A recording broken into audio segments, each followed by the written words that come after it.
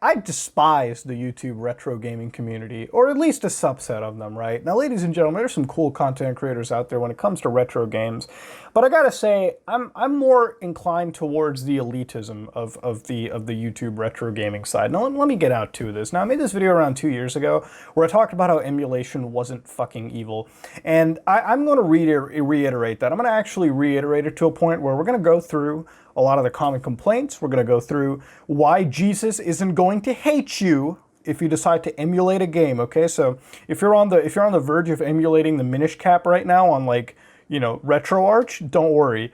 No one's gonna cry. The FBI isn't gonna fucking raid your home if you decide to run a game on an emulator. Trust me, they have more important shit to worry about, but let's get down to it. You know, you look beyond the veil, and some people in this community own stakes in video games, like retro video game stores, which is a fucking failing business, by the way, because at the end of the day, like brick and mortar, a lot of the problems come onto the stores because they just cannot, getting the supply for a lot of these games is kind of tough, and the prices they ask for are completely unfair. Let's go into it real quick. Now, I don't like the fact that there's a lot of elitism that goes on over here. If you look at a lot of the retro gaming side of the internet, there's almost like this emulator shaming that fucking goes on, where it's like, you have to play on the original hardware. You have to get those original discs. If you don't, you're missing out. These hidden gems, you have to get them. Like, bros, we gotta stop with that shit. We just have to. All right? A lot of these people overhype games that don't even need to be overhyped to begin with. Games that are apparently rare when they really fucking aren't. But let's get down to it. Now, when you look at original hardware, this is a fact that I'm about to state.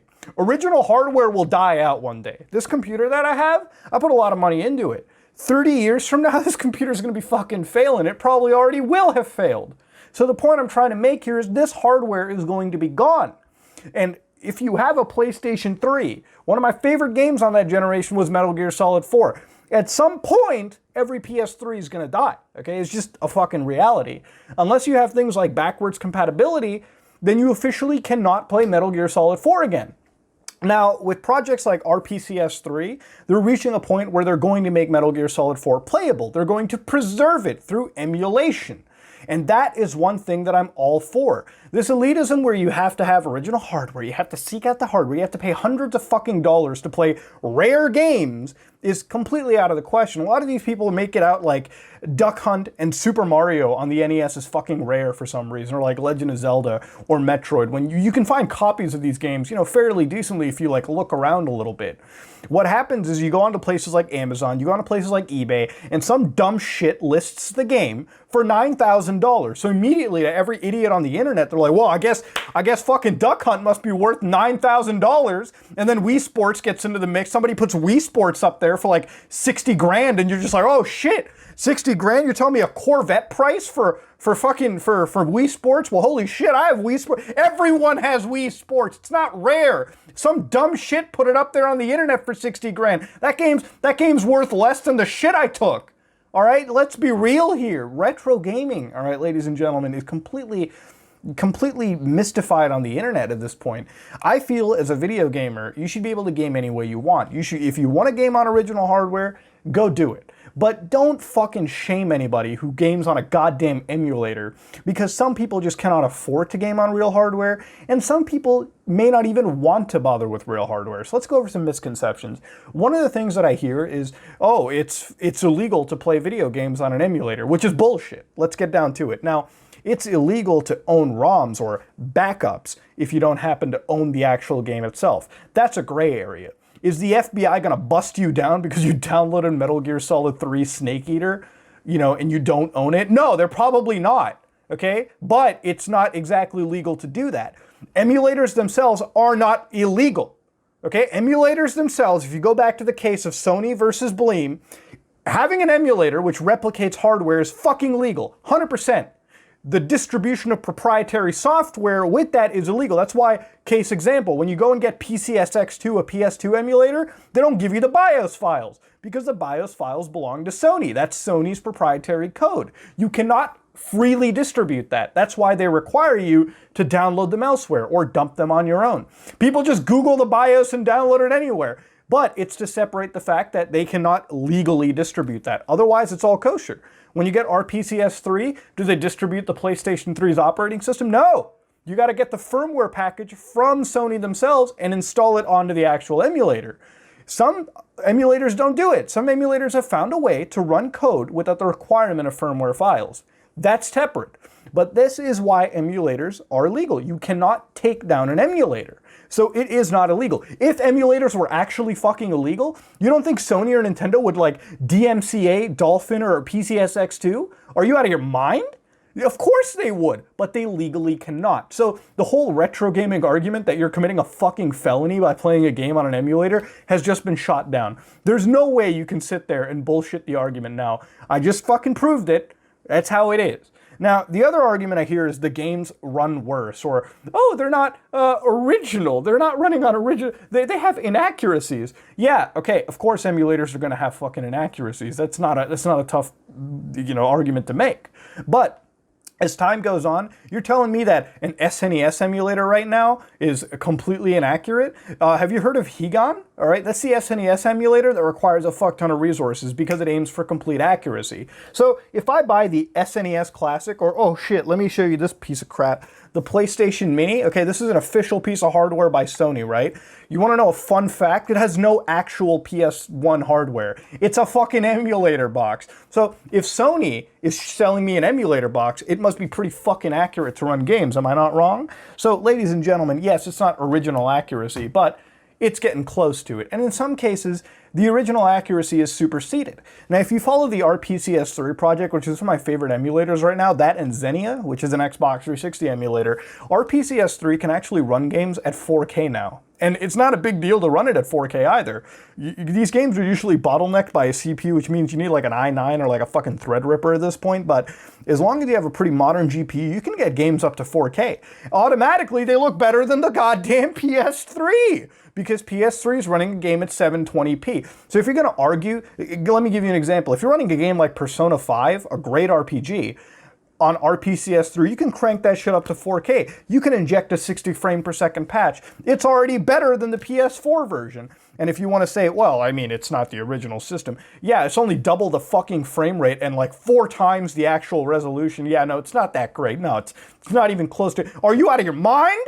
All right, it's obviously better. It runs better. Yes, there are a lot of emulators now, PS1, that fix the issues of warping textures. There's a lot of emulators on NES that fix playing Mega Man on the original hardware that goes like this, stutters and shit. It's an emulator that can run the game at a proper 100% playable rate. There are emulators out there that can inject ultra-wide into games. So yes, you can have extended field of views. Games, for the most part, play better on emulators. Emulators that have maturity to them, games will run better on it. There's no if, and, or but around it. No matter how much you take real hardware, like a lot of these people claim, get the actual cartridge, which sometimes you got to get the cartridge like 20 blowjobs to get it working, but let's assume that it works. Then you got to run the goddamn box through a fucking FrameMeister or some capture card software or hardware kit that they have for a gross amount of money and get a 1080p HDMI, HDMI mod out. Like, ladies and gentlemen, okay, you're just trying to fix up a shitty signal, okay? Let me tell you something about video. You can fix up a shitty signal as much as you want. The HDMI mods that you can get on some of these old boxes can only help you so much. And let me put an example. When you're running a game on an emulator, you can go into the code itself, the execution code, and change it from running at a resolution to like 4K. Can you do that through a fucking HDMI mod? No, you absolutely cannot, because they do not alter the software. They do not have the hardware to support that. But if somebody wants to disagree with that, I just gave you logical 100% proof.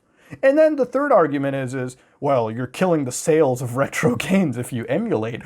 First of all, we're not killing the sales for the developers and publishers. Let me give an example. If Square Enix makes a game called Chrono Trigger, which they have, great game, but they're not selling the game anymore, or they're selling an incredibly inferior broken port, then is it terrible to go out of your way to actually download this game's ROM package and run it?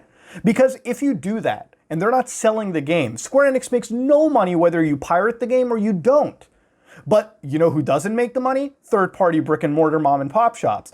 And the problem with that is that these guys look at eBay and Amazon to price their goddamn games. So you're telling me, as somebody who has to get in their car, drive over to your place, all right, waste my gas money, waste my time, And you're going to give me an Amazon price? Why the fuck don't I just go to Amazon right now, buy it myself, and call it a day? So your business model doesn't work because you're literally basing it off of internet prices. You have lost the ability to haggle. You run games for an obscene amount of prices, and the only one making money on these old games, the only one keeping it alive and profiting off of it, are brick and mortar stores. So at the end of the day, I don't have an issue supporting the used games market or like people running their own stores, but at least learn what you're doing and how to price and make it appealing for the consumer. Because you're in the world of online retail. It's not gonna fucking work, okay? This is why you're bleeding money.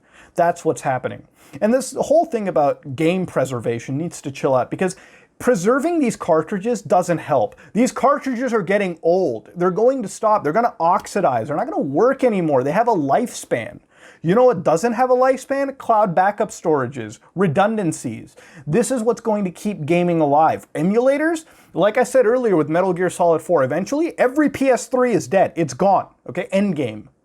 But as long as you have the game files and an emulator package, you could go 10, 15 years in the future, and as long as you have that same instruction set running, which you most likely will, or if you don't, it'll have some form of compatibility with the old, then you could run an emulator package, load up the game, and call it a day. And isn't that what the fucking deal is about anyways? To be able to play the goddamn video game rather than covet it?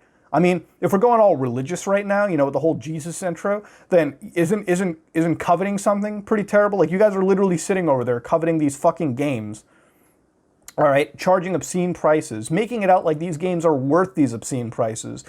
Transformers on Super Famicom isn't worth fucking 25 cents, let alone $25. Let's just make that an abundant fact. Ladies and gentlemen, before I drop the mic, I'm just going to state for the record, I love retro video gaming. A lot of the money I put into my gaming PC is also there to emulate the games on the cutting edge. I think, as important as new games are, preserving the old are as important too. And I'm one of those people that likes to play games. I don't like to fucking worry about plugging in my classic Genesis to play like the original Sonic. No, I could be just as happy playing it on an actual emulator and calling it a day. Because at the end of the day, we're here to play fucking games. We're not here to jerk our dicks around and say, well, we own a specialized hardware and like capture site. No, nobody's here to do that, okay? We're here to play a fucking video game. That's just what it comes down to.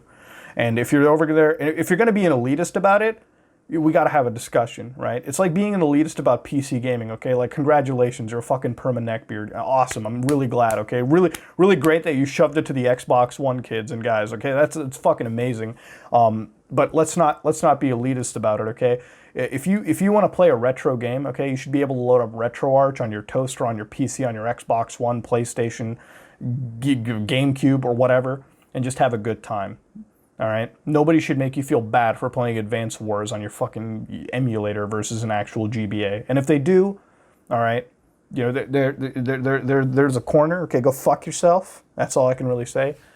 I know I sound kind of heated, but it's just a stupid situation. Ladies and gentlemen, if you like what you saw, please like, comment, and subscribe. Dislike if you dislike it. I am out.